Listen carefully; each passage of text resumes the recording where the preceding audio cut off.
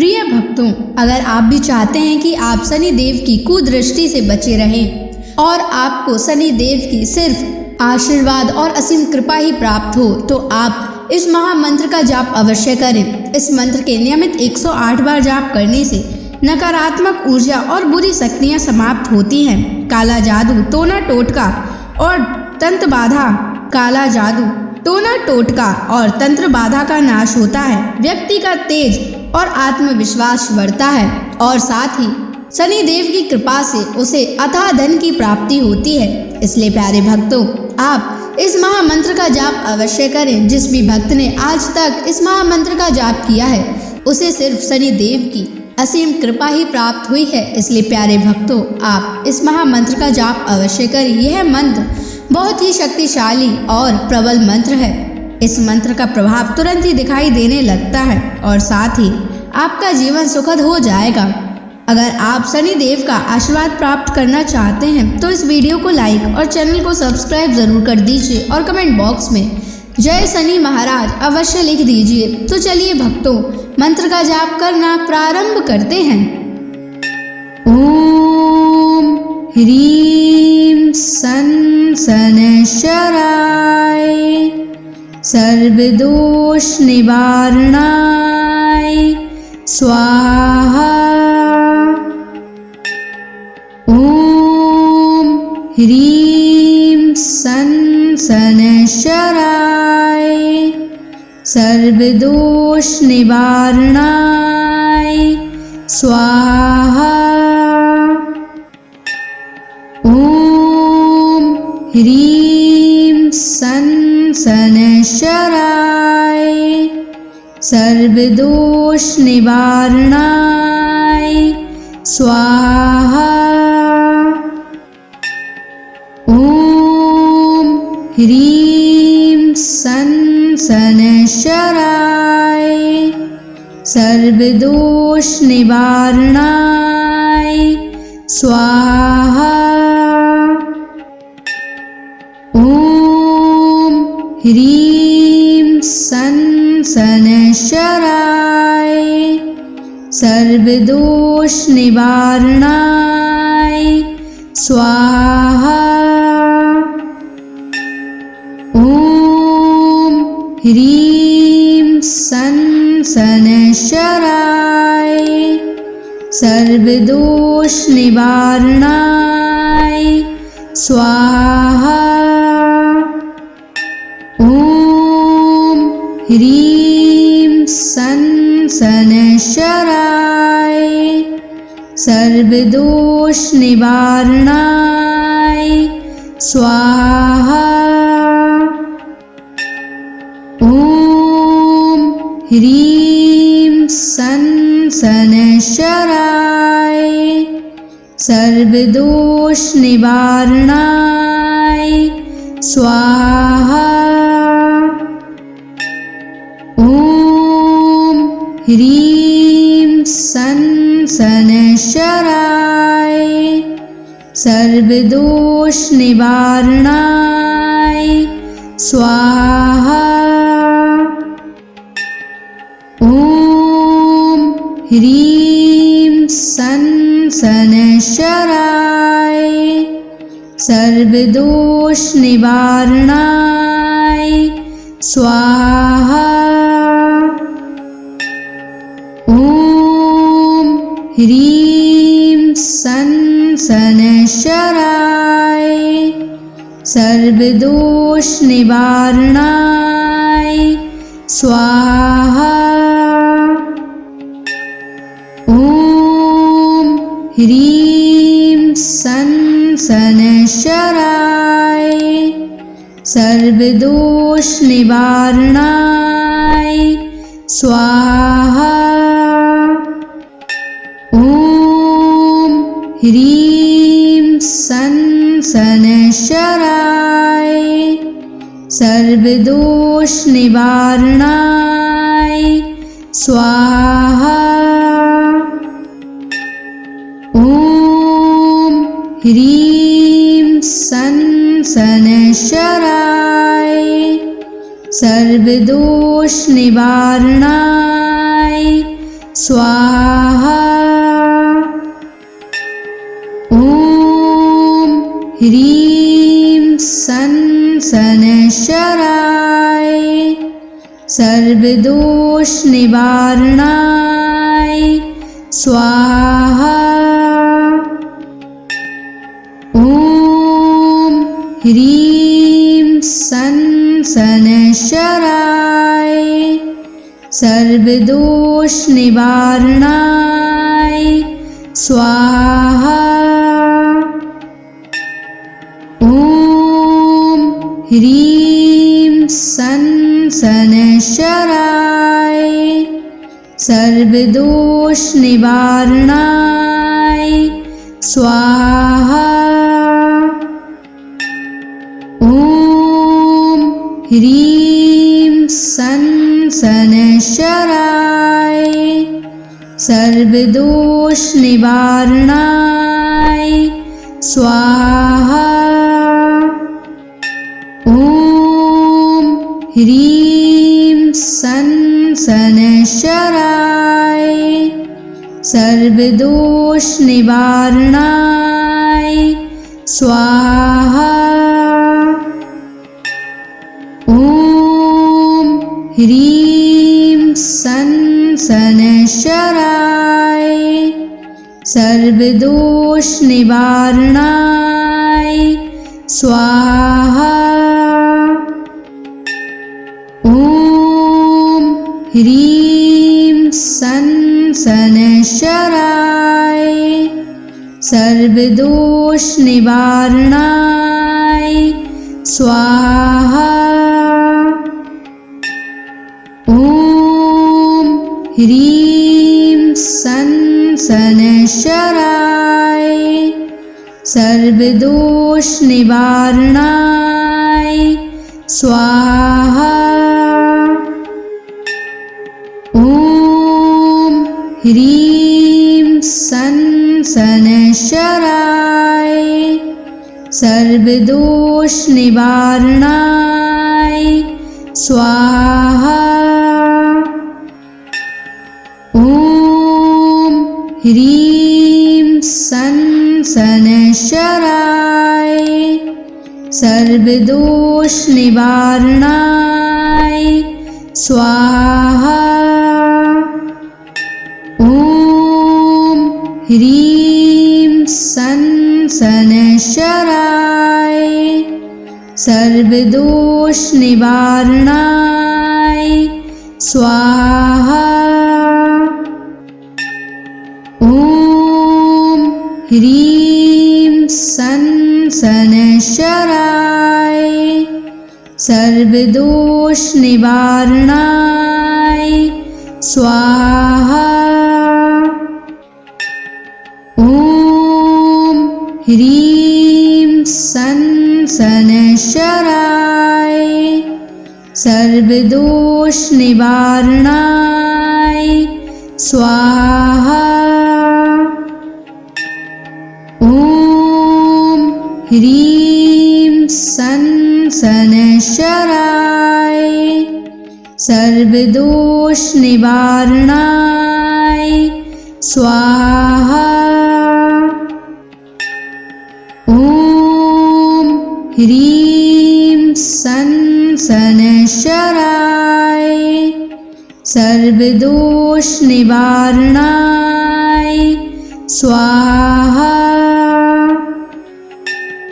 ॐ ह्रीं सन् शनैश्चराय सर्वदोषनिवारणाय स्वाहा। ॐ ह्रीं सन् शनैश्चराय सर्वदोषनिवारणाय स्वाहा। ॐ ह्रीं सन् शनैश्चराय सर्वदोषनिवारणाय स्वाहा। ॐ ह्रीं सन् सनशराय सर्वदोष निवारणाय स्वाहा। ॐ ह्रीं सनशराय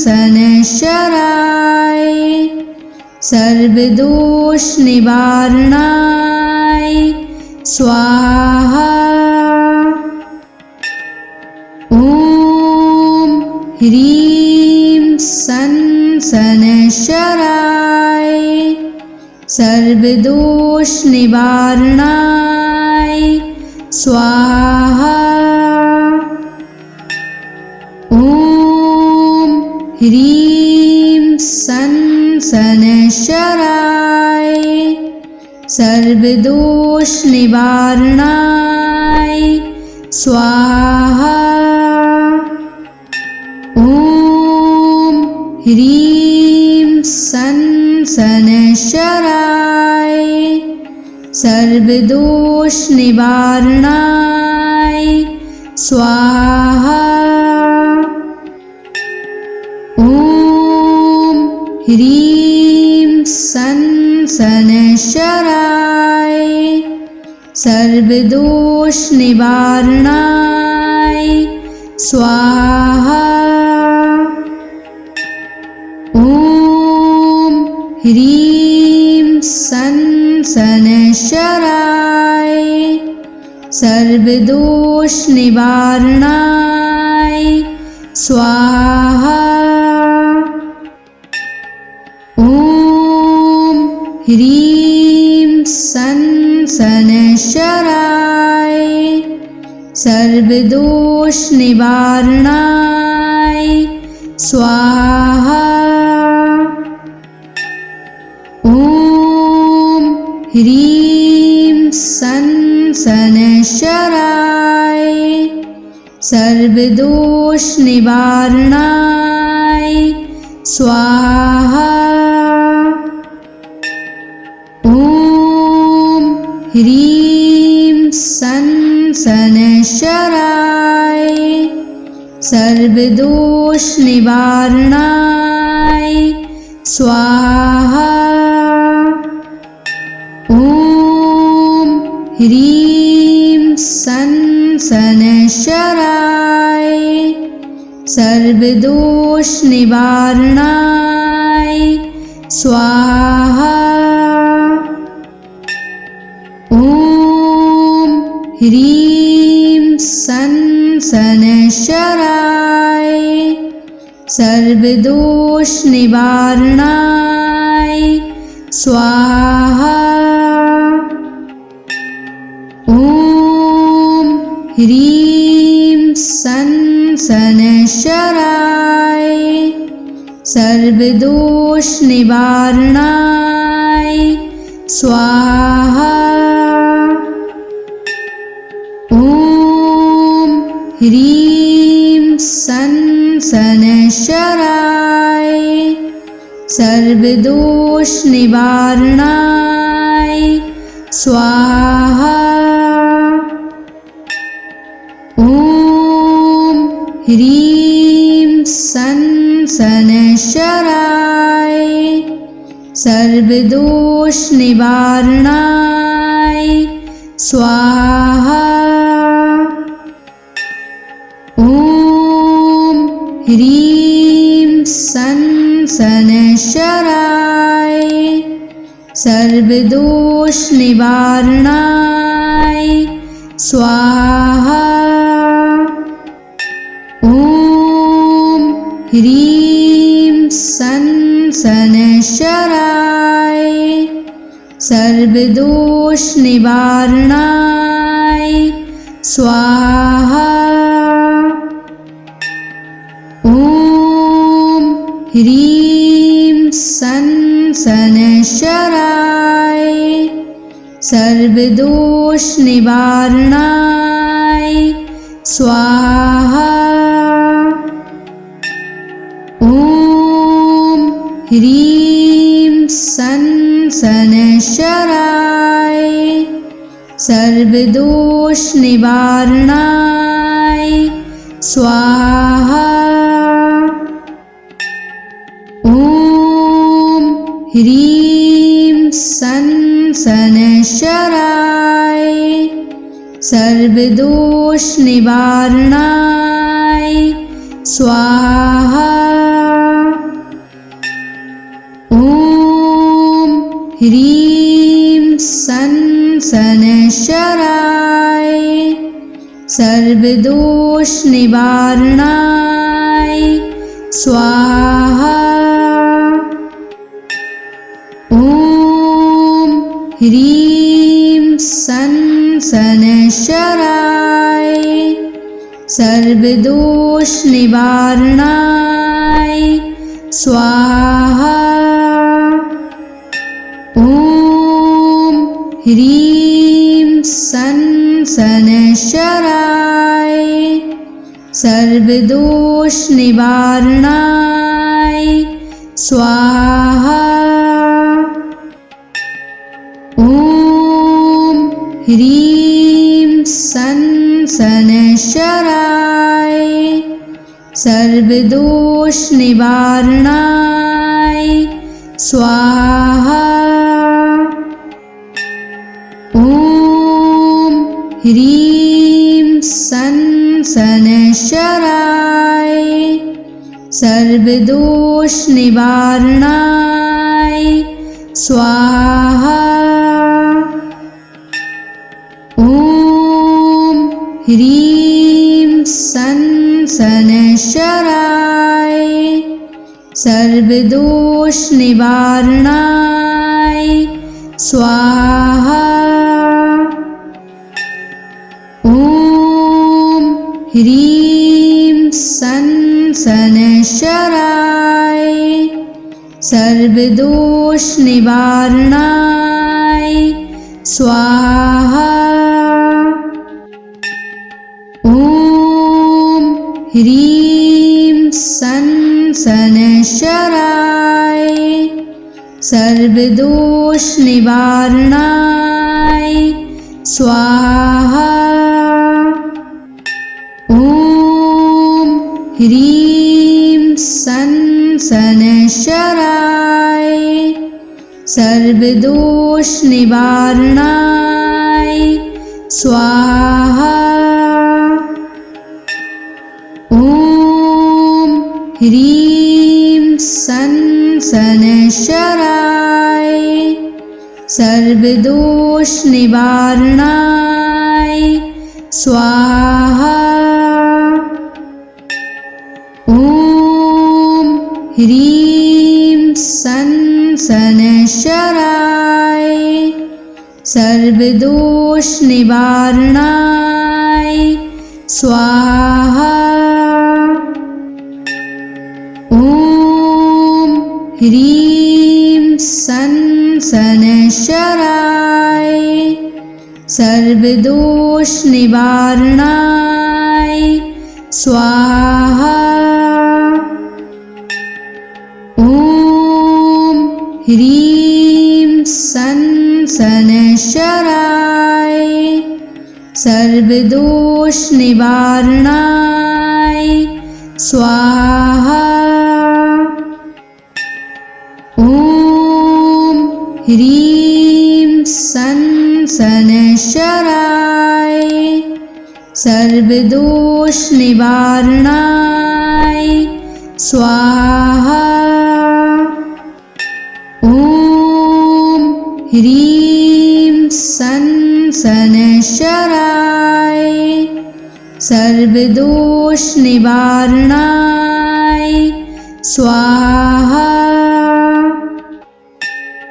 ॐ ह्रीं सन शनैश्चराय सर्वदोष निवारणाय स्वाहा। ॐ ह्रीं सन शनैश्चराय सर्वदोष निवारणाय स्वाहा। ॐ ह्रीं सन शनैश्चराय सर्वदोष निवारणाय स्वाहा। ॐ ह्रीं सन् शनैश्चराय सर्वदोषनिवारणाय स्वाहा। ॐ ह्रीं सन् शनैश्चराय सर्वदोषनिवारणाय स्वाहा। ॐ ह्रीं सन् शनैश्चराय सर्वदोषनिवारणाय स्वाहा। ॐ ह्रीं सन् शनैश्चराय सर्वदोषनिवारणाय स्वाहा। ॐ ह्रीं सन् शनैश्चराय सर्वदोषनिवारणाय स्वाहा। ॐ ह्रीं सन् शनैश्चराय सर्वदोषनिवारणाय स्वाहा। ॐ ह्रीं सन् शनैश्चराय सर्वदोषनिवारणाय स्वाहा। ॐ ह्रीं सन् शनैश्चराय सर्वदोषनिवारणाय स्वाहा। ॐ ह्रीं सन् शनैश्चराय सर्वदोषनिवारणाय स्वाहा। ॐ ह्रीं सन् शनैश्चराय सर्वदोषनिवारणाय स्वाहा। ॐ ह्रीं सन् शनैश्चराय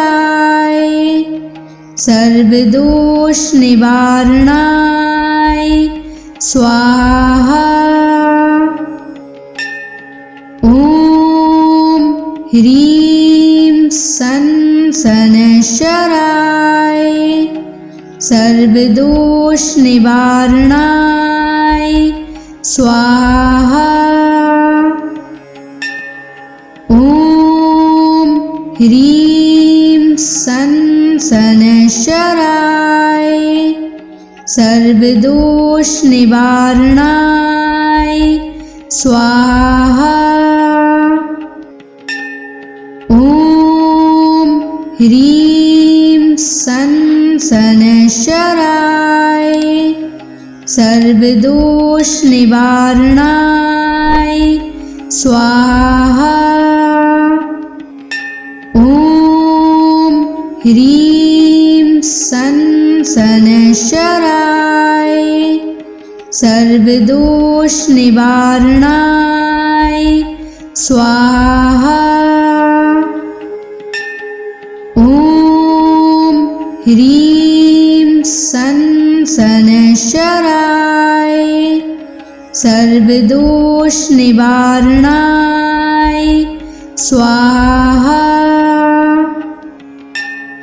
ॐ ह्रीं सन् शनैश्चराय सर्वदोषनिवारणाय स्वाहा। ॐ ह्रीं सन् शनैश्चराय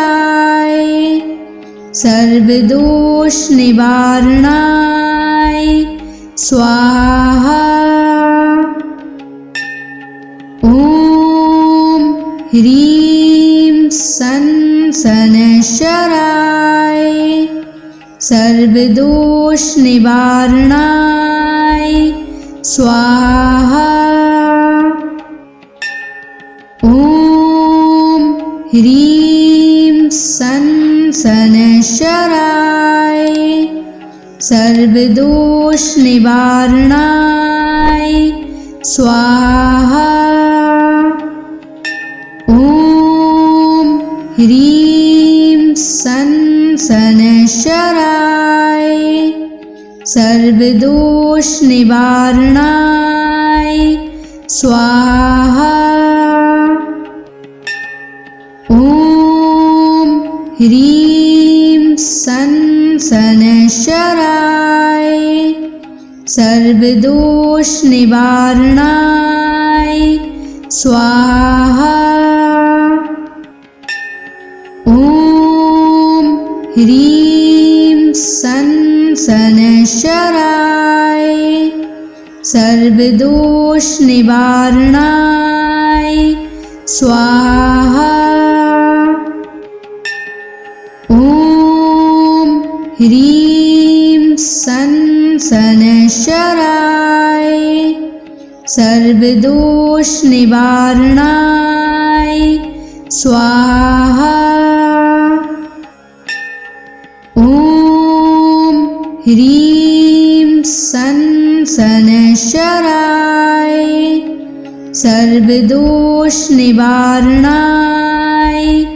स्वाहा। ॐ ह्रीं सं शनैश्चराय सर्वदोष निवारणाय स्वाहा। ॐ ह्रीं सं शनैश्चराय सर्वदोष निवारणाय स्वाहा।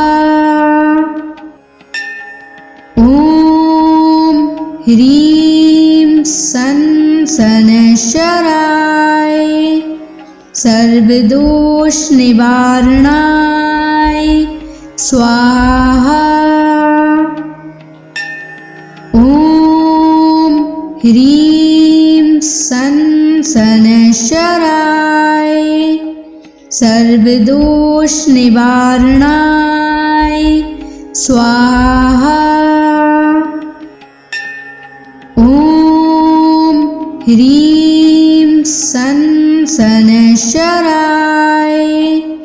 सर्वदोष निवारणाय स्वाहा।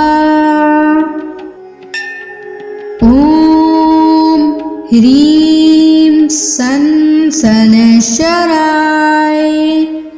सर्वदोष निवारणाय स्वाहा।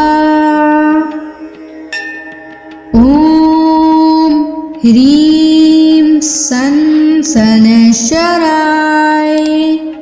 सर्वदोष निवारणाय स्वाहा। ॐ ह्रीं सं शनैश्चराय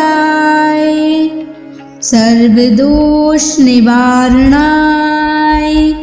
स्वाहा। ॐ ह्रीं सं शनैश्चराय सर्वदोष निवारणाय स्वाहा। ॐ ह्रीं सं शनैश्चराय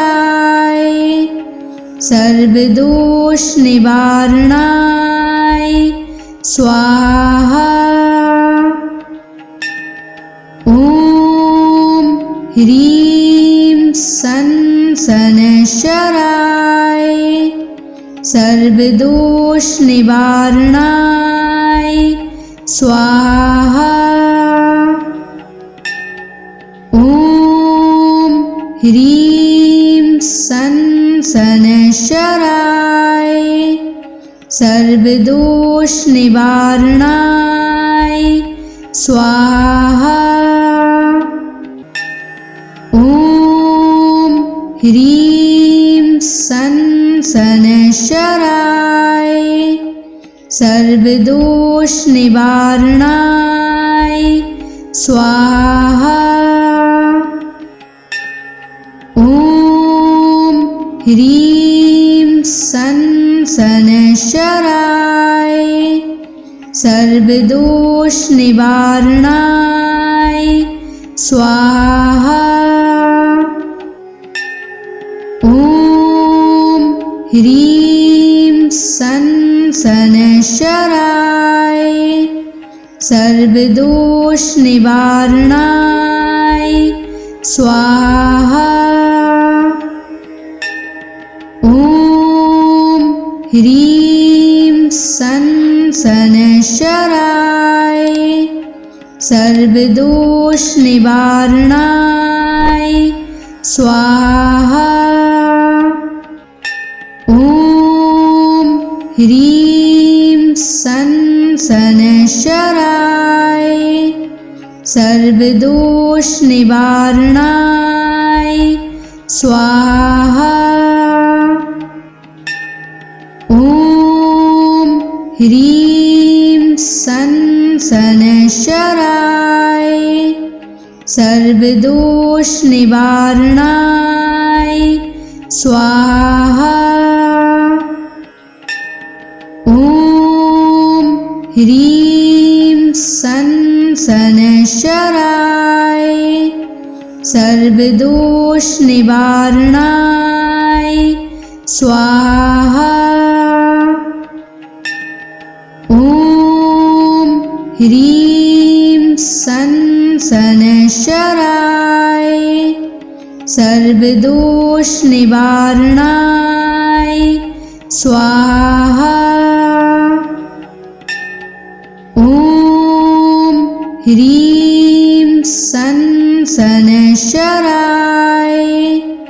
सर्वदोष निवारणाय स्वाहा।